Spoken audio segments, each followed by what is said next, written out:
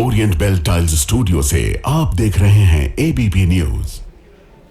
नमस्कार, मैं हूं विशाल पांडे। एबीपी न्यूज पर आप देख रहे हैं रणनीति। रणनीति में आज दो सबसे बड़े न्यूज मेकर हैं। ईद के दिन मचा बवाल और ईद से ठीक पहले सलमान खान की रिलीज हुई फिल्म सिकंदर। शुरुआत ईद पर मचे बवाल और सियासी तनाव से करेंगे, लेकिन पहले आप ये 3 तस्वीरें देखिए, जिससे आपको ईद पर देश भर में किस तरह का माहौल रहा इसका अंदाजा हो जाएगा।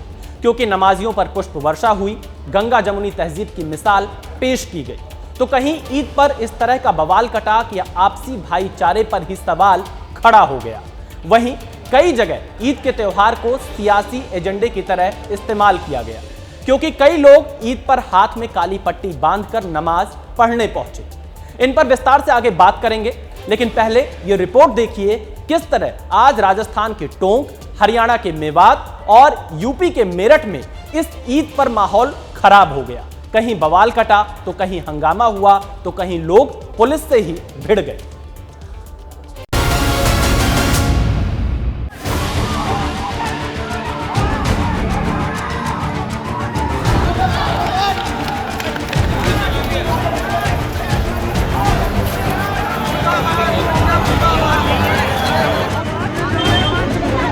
आपको बार बार समझाया जा रहा है।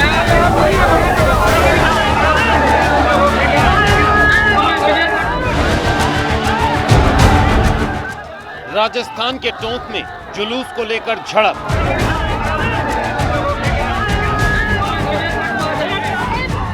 हरियाणा के मेवात में ईद पर बवाल।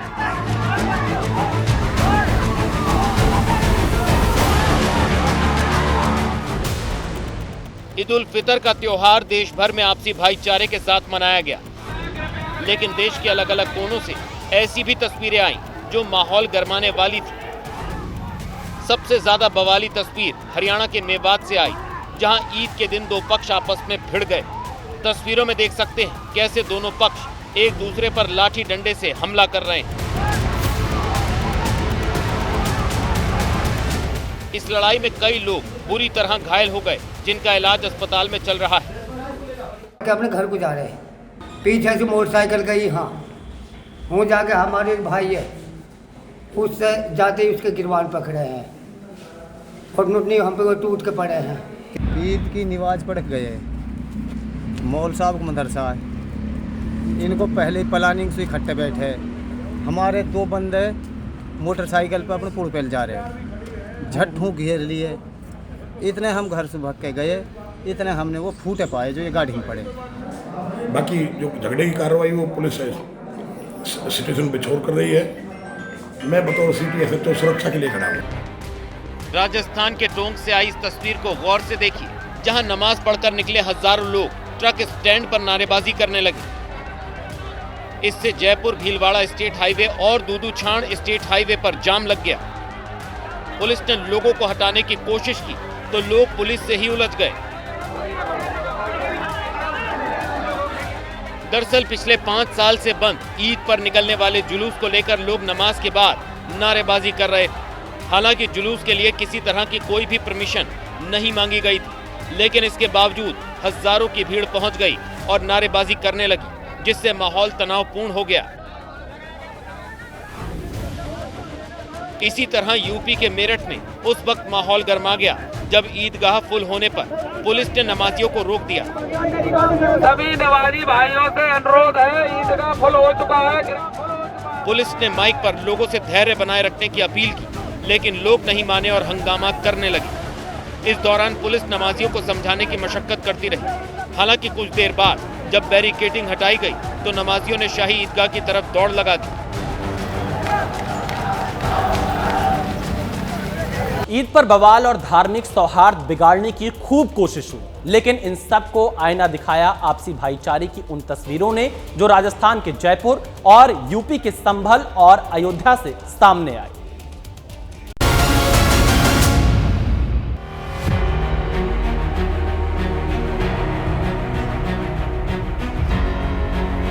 टीवी स्क्रीन पर 2 तस्वीरें हैं, दोनों ही ईद के मौके पर गंगा जमुनी तहजीब की मिसाल पेश कर रही हैं।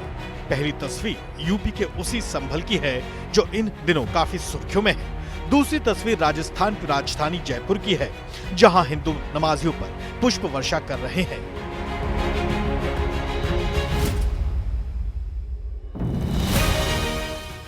ईद के मौके पर आई इन तस्वीरों ने सबका ध्यान खींचा है। सबसे पहले संभल की इस तस्वीर को देखिए, जहां नमाज अदा करने आ रहे लोगों पर फूल बरसाए जा रहे हैं। संभल से आई ये तस्वीर शांति और सौहार्द को दिखाती है कि आज भी लोगों में गुंजाइश बाकी है। ईद की नमाज को सकुशल संपन्न कराया गया है और पूरी तरह शांति व्यवस्था मेंटेन करते हुए इसको पूर्ण कराया गया है। अब जरा इस तस्वीर को देखिए, नीचे नमाजी नमाज पढ़ रहे हैं, ऊपर से हिंदू समाज के लोग फूल बरसा रहे हैं। आमतौर पर आपने इस तरह की पुष्प वर्षा सावन के महीने में कावड़ियों पर होते हुए देखी होगी,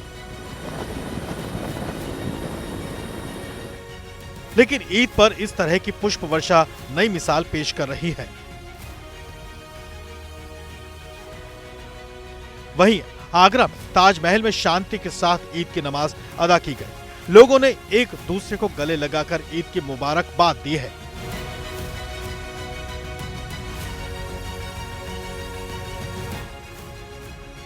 ईद के मौके पर अयोध्या ने गंगा जमुनी तहजीब और भाईचारे का संदेश दिया। न्यायालय में धुर विरोधी ईद के मौके पर गले लगते नजर आए। राम मंदिर के पक्षकार रहे धर्मदास और बाबरी पक्षकार इकबाल अंसारी ने ईद के मौके पर गले लगकर एक दूसरे को बधाई दी। हालांकि कुछ सियासतदान गंगा जमुनी तहजीब में सियासत का तड़का लगाते नजर आए।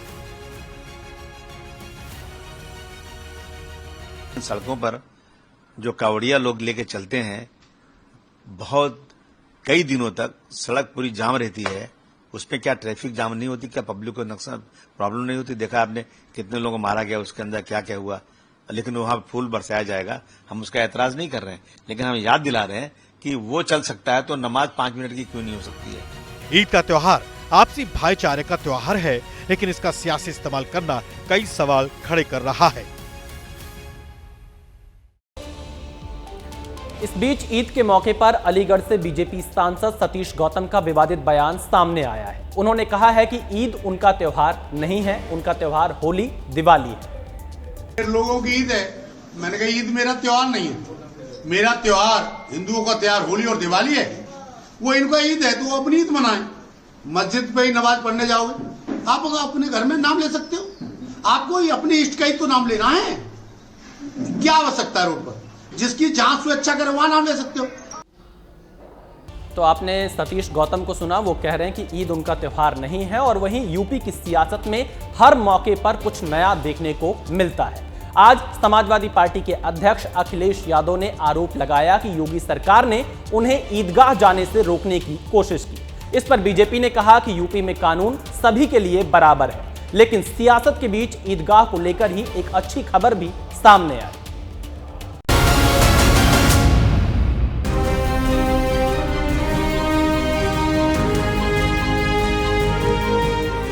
देश भर में ईद मनाई जा रही है। यूपी में जगह जगह नमाजियों पर फूलों की बारिश हो रही है, लेकिन सियासतदान इस मौके पर भी सियासी वार करने से नहीं चूक रहे। समाजवादी पार्टी अध्यक्ष अखिलेश यादव ने योगी सरकार पर आरोप लगाते हुए कहा है कि पुलिस ने उन्हें ईदगाह जाने से रोका। इसका वीडियो भी सामने आया है। वीडियो में देखा जा सकता है कि अखिलेश यादव की गाड़ी काफी देर तक रुकी हुई है। करीब आधे घंटे तक रोके जाने के बाद पुलिस ने उन्हें जाने दिया। अखिलेश यादव ने सरकार पर तानाशाही का आरोप लगाते हुए साफ साफ कहा कि बीजेपी संविधान के मुताबिक देश नहीं चला रही है।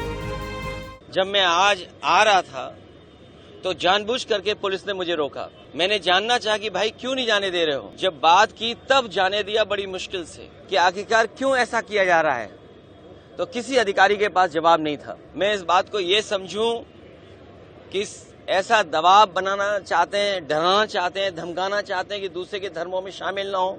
देश भारतीय जनता पार्टी संविधान से नहीं चला रही है।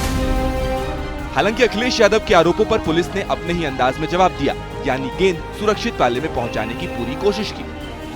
उनकी कोई इस तरह की बात अब अभी जानकारी में नहीं आई है। अब फ्लीट हो सकता है थोड़ी देर आ रही हो तो उस तरफ भीड़ थी, तो उसको देख लिया जाएगा क्या स्थिति है, कि इसकी अभी पूरी जानकारी है नहीं। वहीं बीजेपी ने कहा है कि यूपी कानून के हिसाब से ही चलता है, सभी को कानून मानना ही होगा। बीजेपी सांसद रवि किशन ने अखिलेश यादव का नाम लिए बिना कहा कि यूपी संविधान के मुताबिक ही चल रहा है। कानून के हिसाब से देश चल रहा है, प्रदेश चल रहा है, और ये बात अब सब लोग जान गए कि कानून के हिसाब से ही उत्तर प्रदेश चलेगा। कानूनन सबको चलना हो, हिंदू हो, मुसलमान हो, सबको पता चल गया है इस देश में मोदी योगी जी के राज में कानून से देश चलता है, संविधान ही सर्वोपरि है। इस बीच ईद के मौके पर लखनऊ के ईदगाह में सभी राजनीतिक दलों के नेता भी शामिल हुए। Deputy CM Brajesh Pathak, BJP नेता दिनेश शर्मा और समाजवादी पार्टी अध्यक्ष अखिलेश यादव भी ईदगाह पहुंचे। यानी सियासी आजमाइश भले ही जोरों पर हो, लेकिन त्योहार पर संदेश देने में कोई पीछे नहीं है। अब बात करते हैं पश्चिम बंगाल की राजनीति की। ममता बनर्जी के गंदा धर्म वाले बयान पर राजनीति शुरू हो गई। शुभेंदु अधिकारी ने ममता से पूछा है कि कौन सा धर्म गंदा है, ममता बताएं। आज एक कार्यक्रम में ममता बनर्जी ने इशारों में कहा था कि वो बीजेपी के बनाए गंदे धर्म को नहीं मानती।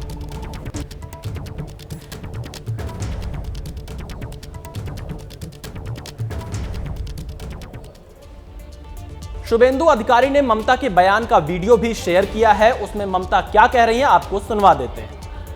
हम जानबूझ के एक गंदा धर्म जो इसने बनाया, जो एक जुमला पार्टी ने बनाया, वो धर्म को हम नहीं मानता है।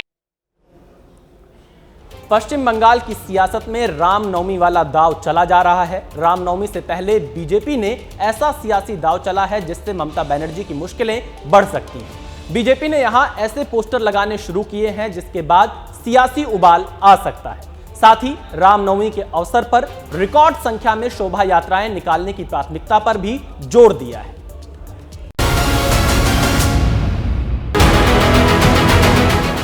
पश्चिम बंगाल में अगले साल होने वाले विधानसभा चुनाव से पहले हिंदुत्व की राजनीति तेज हो गई है।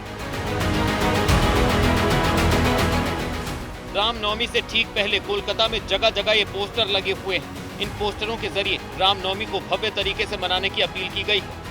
एक साइड में है प्रधानमंत्री नरेंद्र मोदी का तस्वीर, उसके नीचे है एलओपी वेस्ट बंगाल शुभेंदु अधिकारी का तस्वीर, और एक साइड में है श्री रामचंद्र जी का तस्वीर और अयोध्या राम मंदिर का तस्वीर भी है।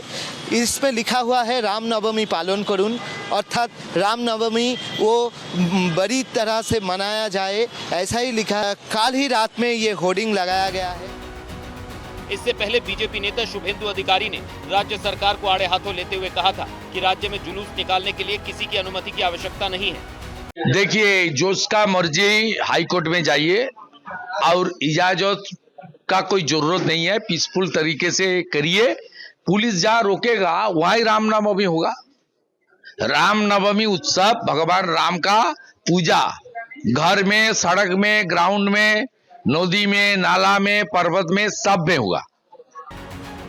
माना जा रहा है कि बीजेपी हिंदुओं को एकजुट करने के लिए ये रणनीति बना रही है। एक तरफ पश्चिम बंगाल में रामनवमी के आयोजनों को लेकर सख्ती है, तो वहीं बीजेपी ने ममता बनर्जी को ओपन चैलेंज कर दिया है। पश्चिम बंगाल से अब बात कर लेते हैं बिहार की राजनीति। बिहार के राजनीति में यह तय हो चुका है कि नीतीश कुमार ही एनडीए के चेहरा होंगे, लेकिन एनडीए गठबंधन को लेकर जिस तरह से आरजेडी बार बार हमले बोल रहा है, उसके बाद कई तरह के सवाल खड़े हो रहे हैं। आरजेडी ये कह रहा है कि जो वादे किए गए थे एनडीए की तरफ से वो अब तक पूरे नहीं हुए हैं। इस बीच जेडीयू एमएलसी की लालू यादव से मुलाकात के बाद सियासी कयासबाजी का दौर भी शुरू हो गया है।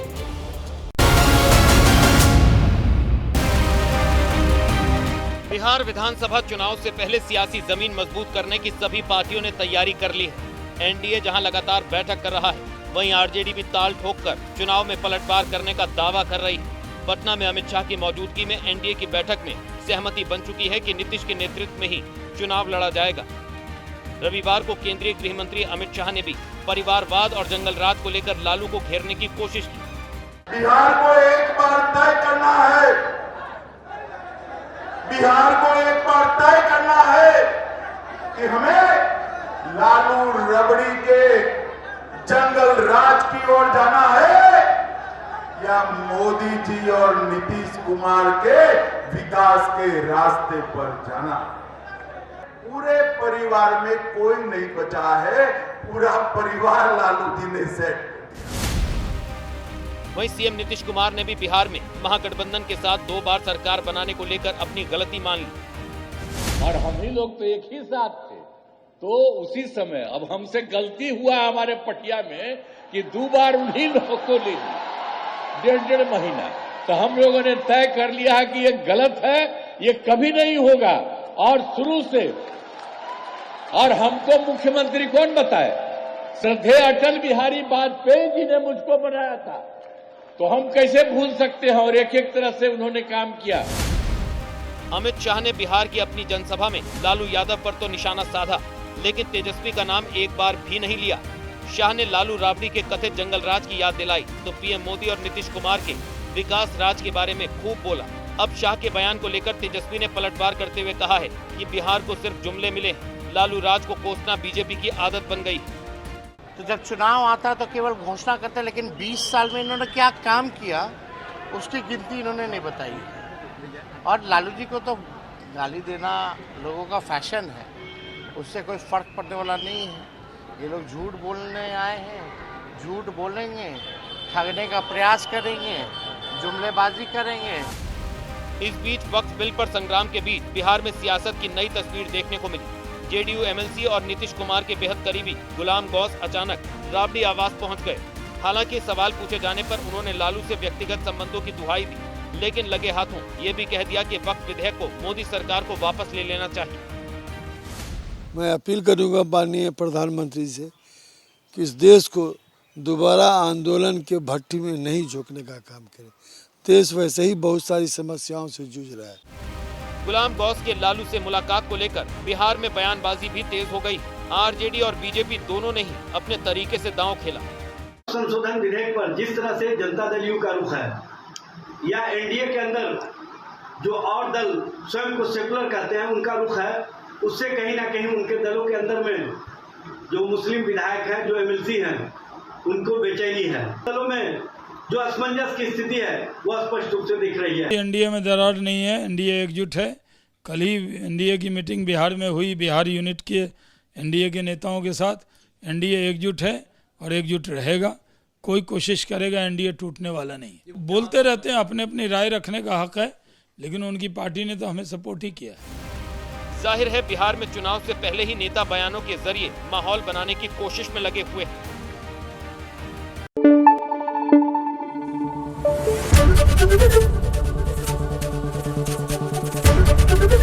एबीपी न्यूज आपको रखे आगे।